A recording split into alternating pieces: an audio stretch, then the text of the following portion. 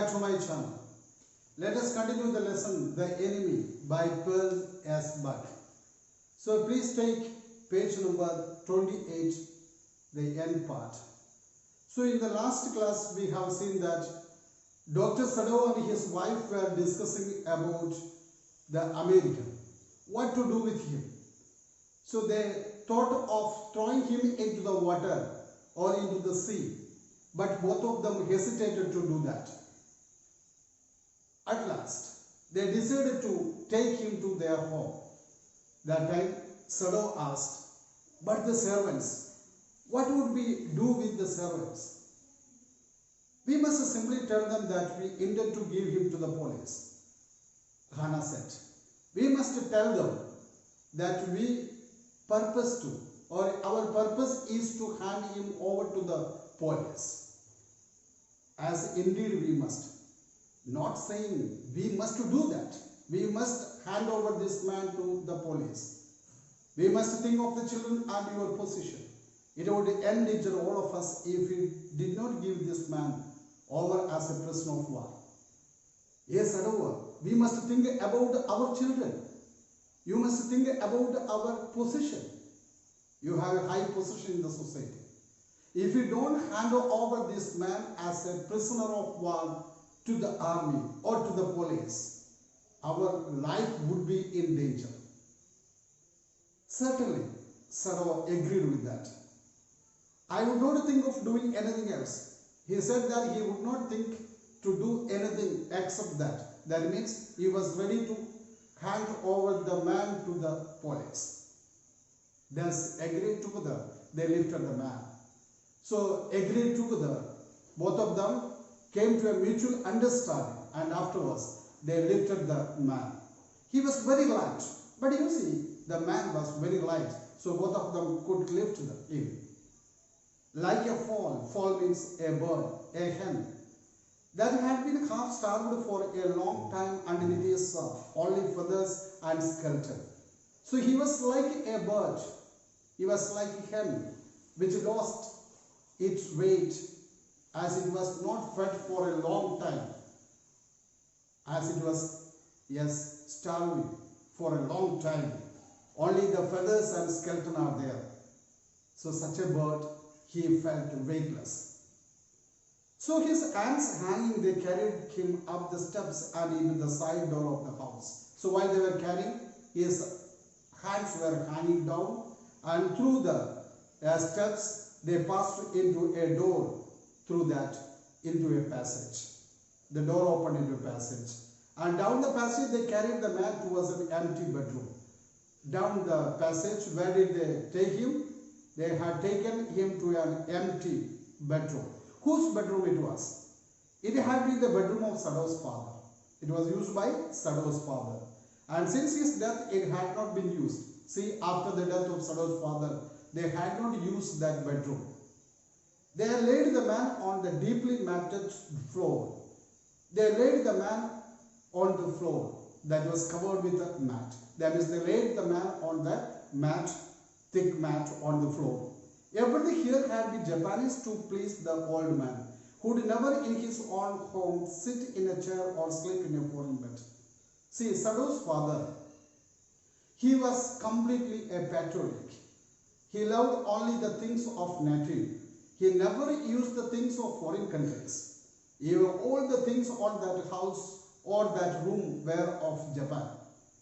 He did not use any article, even the chair, bed or anything that were from the foreign country.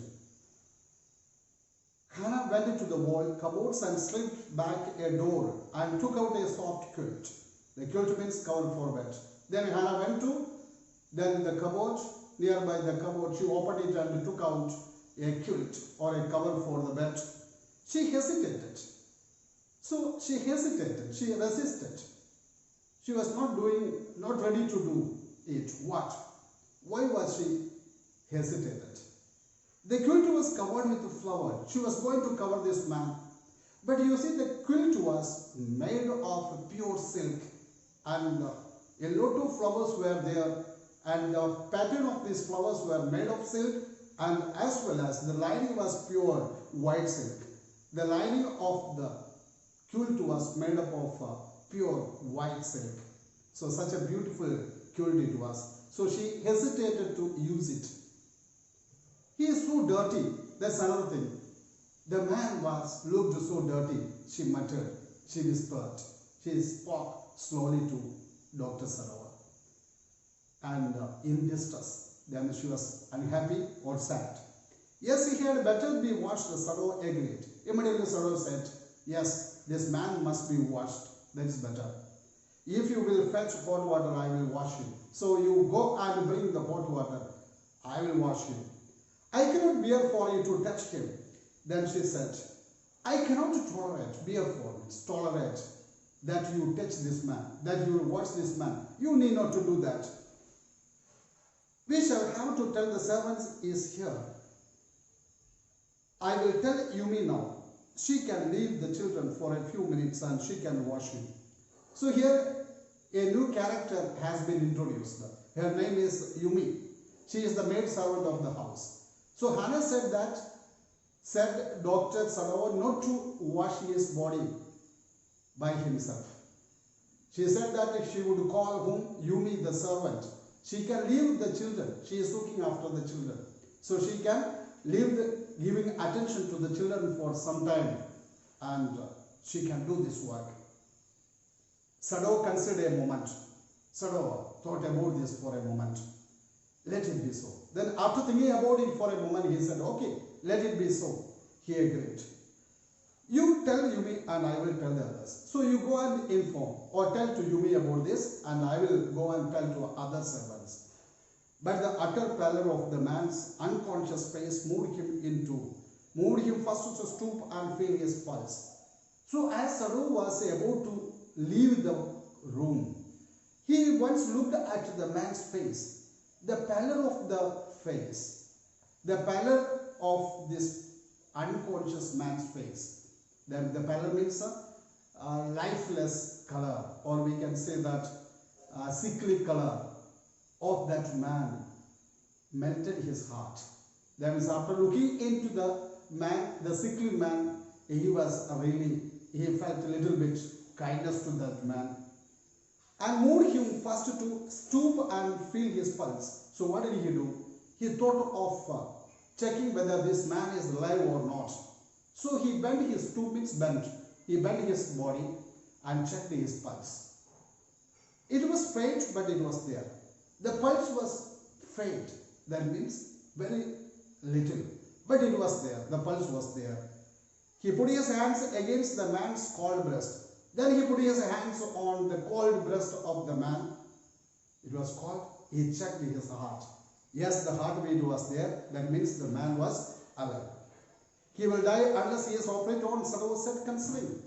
So after checking him, he said, if he has not been operated soon, this man must die. There is no doubt in that. The question is whether he will not die away. So the question in front of him was that whether this man should die or not. Why? Because if he operate him and if he comes back to life, he should be handed over to the police and he would die in the hands of the police. So if he will live or die, nothing matters. So he said that the question is whether he will not die anyway. Hannah cried out in fear. Immediately Hannah cried out in fear. Don't try to save him. Hey, doctor, don't try to save him. What if he should grieve? So she feared that if he lived, they would be in great trouble. They would be in great danger. So no need. What if he should die? Sarovar replied. Then if he should die, he stood there gazing down on the motionless man. He stood there looking at this motionless. Motionless means without movement. So he remained there looking at this motionless man for some time. This man must have extraordinary vitality or he would have been dead by now. Then he thought, this man had a great energy, a lot of energy in him. Otherwise, he would have been died, he would have been dead by now. But then he was very young, perhaps not yet 25. Then he thought, he considered, Why didn't it happen? Because this man had been tortured such a way for a long time. And now he is injured too. But even then he is alive. Maybe he is very young, almost 25 years old. That may be the reason, Sadhu thought. You mean die from the operation? Hannah asked. Hannah asked, you mean die in the operation? Yes, Sadhu said. So let him die while doing the operation. What is the problem in that? Hannah considered this doubtfully. Hannah thought about this possibility for some time. And when she did not answer, Sadhu turned away. So after thinking, she was going on thinking about it, then she did not give an answer to Sadhu's question. If this man is killed in the operation, he did not get an answer. So Sadhu thought better to move out. So immediately he moved out, and at that time he said, at any rate something must be done with him, but something must be done with this man at any cost. And first he must be washed. And before that, the man must be washed well. He went quickly out of the room and Hannah came behind him. You see, he left the room and Hannah followed him. He was the first she had seen since she left America, and now he seemed to have nothing to do with whom she had known there. Actually, she did not want to remain there in that room. So she followed Sadhu. And he was the man who had seen first after leaving America. So after leaving America, she had not seen any American, a white man. And not only that, then she has nothing to do with the Americans or the white people. She has no contact with the Americans. Here he was her enemy. Now all the Americans are her enemy. And this fellow too was his enemy. A menace, living or dead. He was a threat to him, whether he is dead or alive. If he is dead or alive, this man was a threat to her life, threat to her family, or threat to her family's life. She turned to the nursery and called Yumi. She turned to the children's room, nursery means children's room, and called Yumi, the maid servant, one who was appointed there to look after their children. But the children heard her voice and she had to go in for a moment and smile at them and play with the baby boy, now nearly 3 months old. But the children heard her voice. They might have started making noise or crying, so she had to go inside and smile at them and play with them. They had a 3 years baby now. 3 months old baby now. Over the baby's soft black hair, she motioned with her mouth. Now she moved her mouth over the soft hair of her baby. Yumi, come with me. Then she said, hey Yumi, you follow me. Come with me. I'll put the baby to bed. Yumi replied, he is ready. I will come now. Let me put the baby in the bed. He is ready to sleep now. Is the time for his going to the bed. She went with Yumi into the bedroom next to the nursery and stood with the boy in her arms while Yumi spread the sleeping quilts on the floor and laid the baby between them. Now they went to the room and Yumi arranged the bed after keeping the baby there or making the baby to sleep on the bed. They left the room. Then Hannah led the baby quickly and softly to the kitchen. So immediately she moved or walked into the kitchen. The two servants were frightened at what their master had just told them. By that time, Dr. Sadhu had told to other two servants about this white man whom they had brought to the house, and they were really frightened. And the old gardener, who was also a house servant, pulled the few hairs on his upper lip. The old gardener, he was also a servant of the house, and what did he do? He started pulling his upper hair, the hair on the upper lips. That means he started pulling the mustache out of tension when he heard about this news. The master ought not to heal the wound of this white man. He said bluntly to Hannah. Bluntly means directly. So he said directly to Hannah, hey, the master should not do that. The master should not try to treat this white man. The gardener said, the white man ought to die. This man must die. First he was shot. See, the First he was shot, and second the sea caught him and wounded him with the hard rocks. And second time he was hurt by the sea, the rocks in the sea.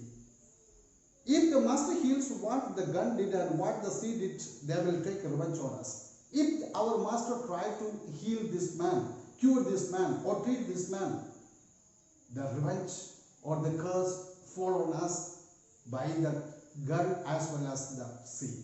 So he is a little bit superstitious. I will tell him what you say. Hannah replied courteously.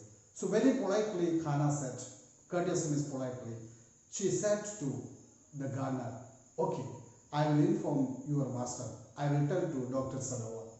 But she herself was also frightened. But at the same time she was also frightened. Don't think that she was superstitious. That's why she was frightened like the gardener. No. Could it ever be well to help an enemy? That was her fear. She thought that helping an enemy could, never be good for their life. That was her fear. Nevertheless, she told Yumi, even then, she told Yumi to fetch the water, hot water, and bring it to the room where the white man was. Okay? So she asked Yumi to bring hot water where the white man was lying. She went ahead and slicked back the partitions. So Hannah went ahead. She moved in advance and slid back. That means moved in the partitions. Sadhu was not yet there. So she moved the partitions and entered the room. That time also Sadhu did not come to the room. Yumi following, put down her wooden bucket. Then she went over to the white man. So Yumi was following Hannah. And she put down the wooden bucket there. What was there? Hot water. And when she saw him, her thick lips folded themselves into stubbornness. Stubbornness means determination. When Yumi saw that white man, see, her lips were folded into determination or stubbornness or obstinacy. I have never watched a white man. See, I have never watched a white man in my life. And I will not wash so dirty as one now. See, this man is so dirty. And I am not going to wash this dirty man now. She refused to do the work. Dear students, let me conclude today's lesson here. So, please like and subscribe my channel. Thank you. Thank you.